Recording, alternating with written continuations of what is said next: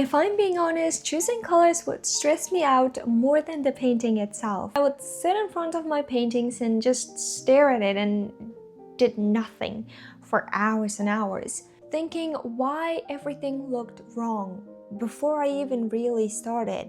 And maybe you have felt that too, that whatever color you picked, there was something wrong and it just didn't feel right.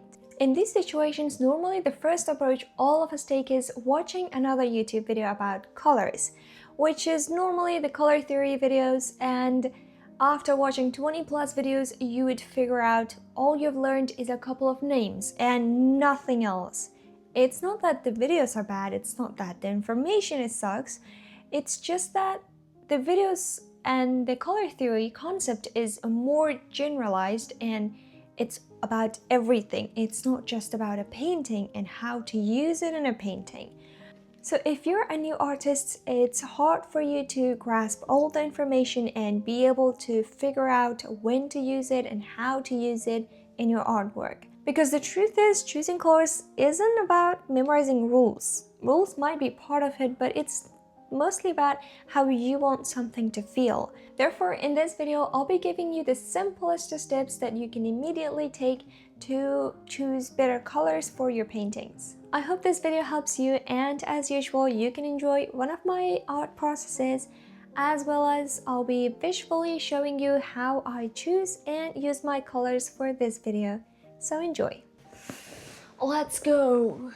So, the first thing I'd say is this. Start with a mood, not colors.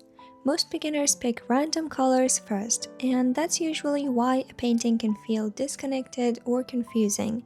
Instead of asking, what colors should I use? Ask yourself, do I want this painting to feel calm or dramatic, warm or cold, soft or bold? You don't need to understand color theory to choose beautiful colors, you just need a few simple tricks and a bit of feeling. Colors are emotions before they are correct choices. A soft blue mixed with gray can feel quiet and peaceful. Red with orange feels energetic and intense.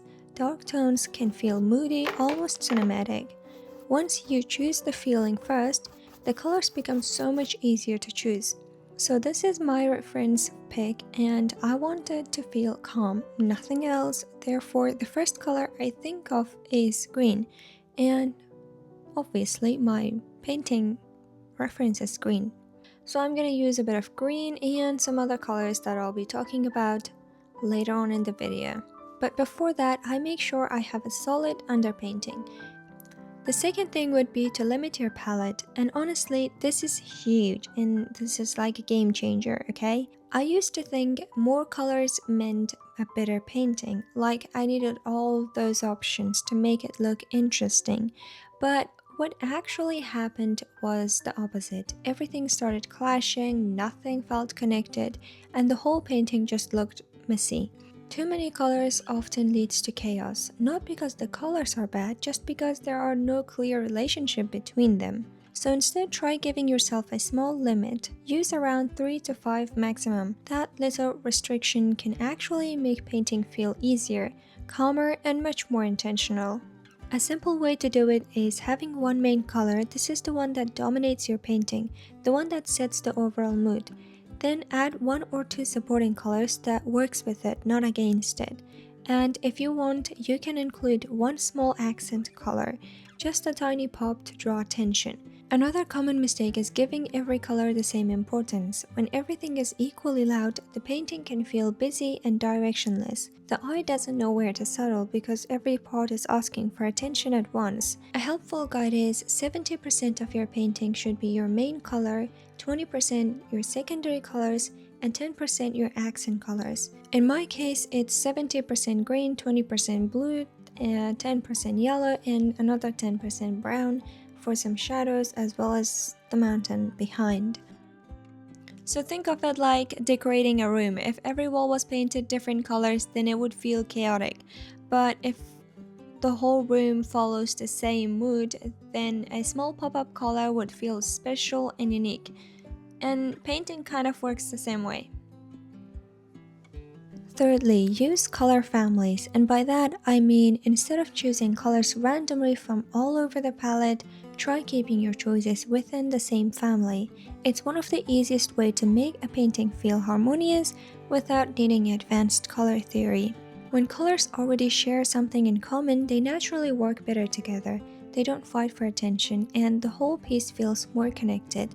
For example, you could work with all warm tones like reds, oranges, and yellows. These colors often feel energetic, glowing, passionate, or full of life. They can bring warmth and movement into a painting. Or you could choose all cool tones like blues, greens, and purples. These usually feel calmer, softer, quieter, sometimes even reflective or mysterious.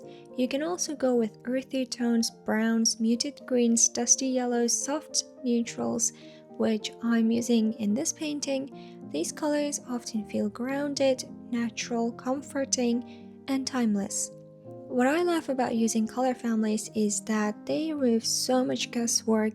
You don't have to constantly wonder if everything matches because the palette already has built-in sense and unity.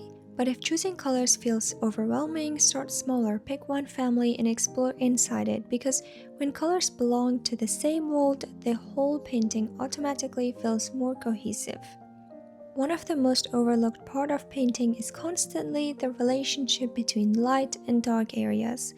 A lot of beginners focus only on colors, but even beautiful colors can fall flat if everything is the same value. When there isn't enough difference between lights and shadows, the painting can feel dull, confusing, or lifeless. This is why a painting with average colors can still look strong if the contrast is solid. Structure often matters more than the exact shade you choose. Try to create a balance of lighter and darker areas throughout the piece. Give the eye somewhere to rest and somewhere to focus. If everything is bright, nothing feels bright. If everything is dark, nothing stands out. Like in here, you can see there are 4 types of mountains with different values, different brightness, different darkness, and each has their own type of green color in them. Like the top one is kind of, bluish, and then there is yellowish. All of these paintings are now available in my Etsy shop as digital download individually and in a series. For purchasing, click the link in the description. It also helps to avoid making the entire painting the same level of brightness. When tones are too similar, shapes begin to blend together and lose clarity. A simple trick I use is the squint test. Step back and squint your eyes slightly. This removes small details and lets you see the large value shapes more clearly. Then ask yourself, can I still read the main subject? Do the shapes separate clearly? Is there an obvious focal point? If the answer is no, the issue is often value rather than color. With this technique, you don't always need better colors. You need clearer lights and darker darks. Hope I make sense, and if I don't, please let me know. So before worrying about the perfect palette, pay attention to contrast first. Light and dark will carry the painting more than color ever can. Another really helpful way to choose colors is to borrow them from real life. By the way, this trick is mostly for realistic painters. If picking colors feels stressful or confusing, you don't always need to invent a palette from scratch. Some of the best color combinations already exist around you, in nature, in lighting, in old buildings, in clothing, in the sky, or in photographs you're drawn to.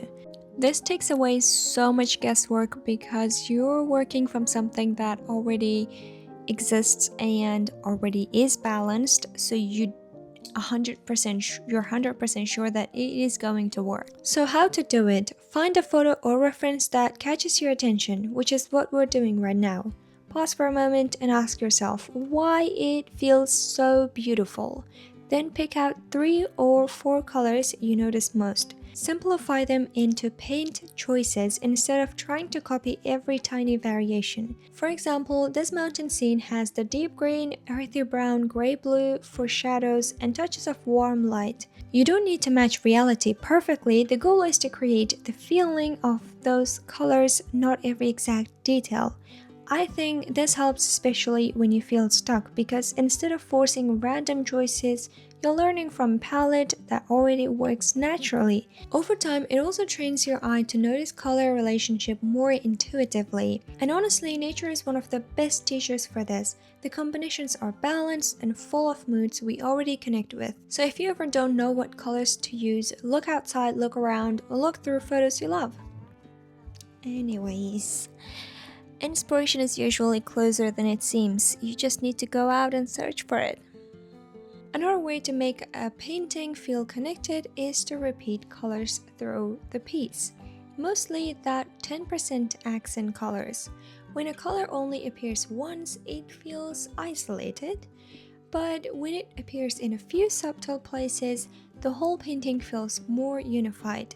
For example, if you use blue in the sky, try adding a hint of that same blue into shadows, reflections, or small background details. If there's a warm yellow light on one side, maybe let a tiny touch of that warmth appear elsewhere too. These little echoes help guide the eye around the painting naturally. It doesn't need to be obvious. In fact, the softer it is, the better. Small repeated notes often do much than bold ones.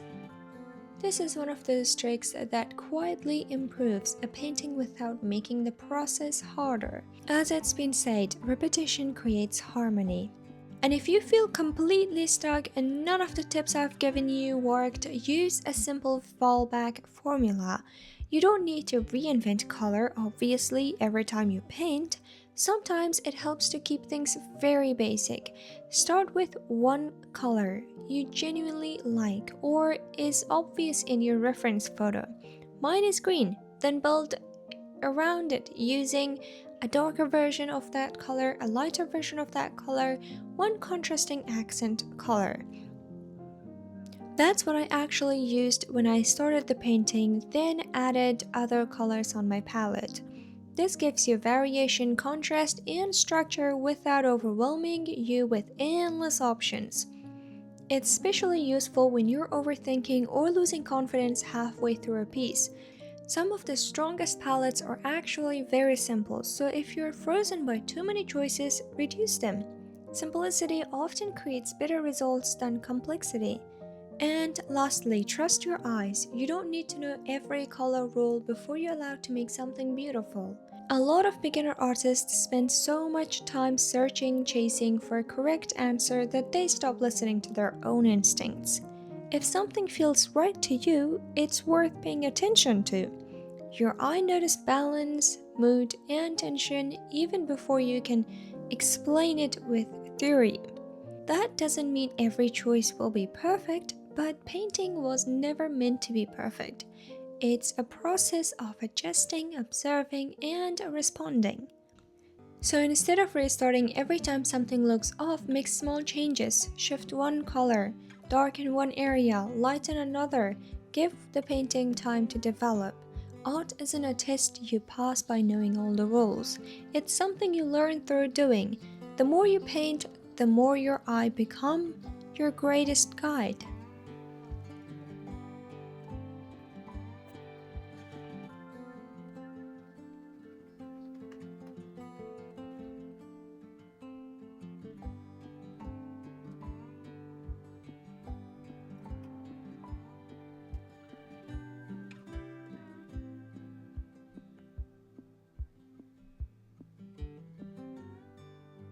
Thank you so much for spending time with me today, and I really do hope you enjoyed this video and it helped you in a way if it made sense. Let me know in the comments what parts of color feel the most challenging for you and share your experience. Other than that, take care, keep painting, and I'll see you in the next one.